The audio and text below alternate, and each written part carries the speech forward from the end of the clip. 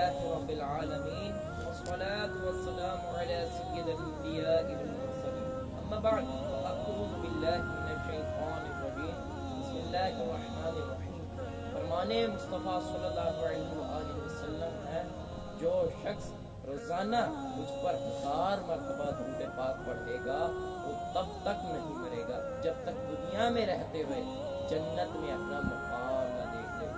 پیارے اسلامی بھائیوں، ہمیں بھی چاہیے کہ ہم کثرت کے ساتھ درود پاک پڑھیں۔ اللہ پاک سے دعا ہے کہ ہمیں کثرت کے ساتھ درود پاک پڑھنے کی توفیق عطا فرمائے۔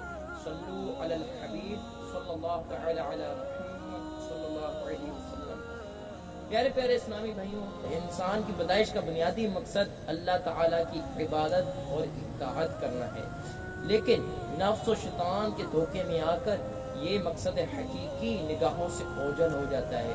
اسی مقصد حقیقی کو یاد دلانے کے لیے اللہ کریم نے مختلف زمانوں میں مختلف قوموں پر اپنے انبیاء کرام علیہ الصلوۃ والسلام کو بھیجا جو اس قوم کو ہدایت کی راہ دکھاتے اور اپنی عبادت و اطاعت کی راہ پر چلاتے۔ آخر میں آپ صلی اللہ تعالی علیہ وسلم کو اللہ کریم نے بھیجا جو آپ صلی اللہ تعالی علیہ وسلم آئے تو نبوت کا دروازہ بند ہو گیا۔ آپ صلی اللہ تعالی علیہ وسلم کے بعد نہ تو کوئی نبی تھا اور نہ کوئی نبی قیامت تک ہوگا۔ آپ صلی اللہ تعالی علیہ وسلم کو تمام جہانوں کے لیے رحمت بنا کر بھیجا۔ قرآن کریم میں ہے وَمَا أَرْسَلْنَاكَ إِلَّا رَحْمَةً لِلْعَالَمِينَ، ترجمہ تو اے محبوب ہم نے تمہیں تمام جہانوں کے لیے رحمت بنا کر بھیجا۔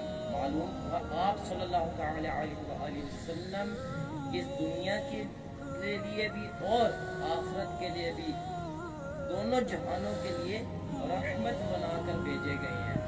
آپ صلی اللہ تعالی علیہ وسلم کی آمد سے پہلے اس دنیا میں تشریف لانے سے پہلے مختلف گناہوں نے دنیا کے معاشرے کو اپنی لپیٹ میں لے رکھا تھا۔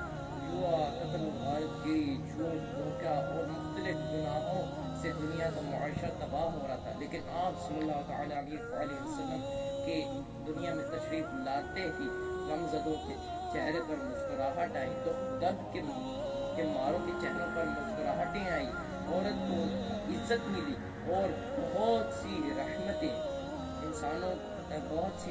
انسانوں پر نازل ہوئی۔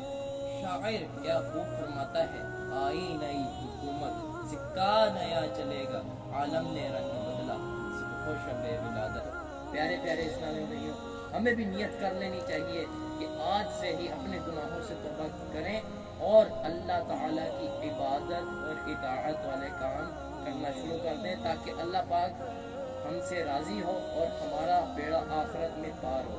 تو اللہ پاک سے دعا ہے کہ ہمیں اپنی اطاعت اور عبادت والے کاموں کو کرنے کی توفیق عطا فرمائے۔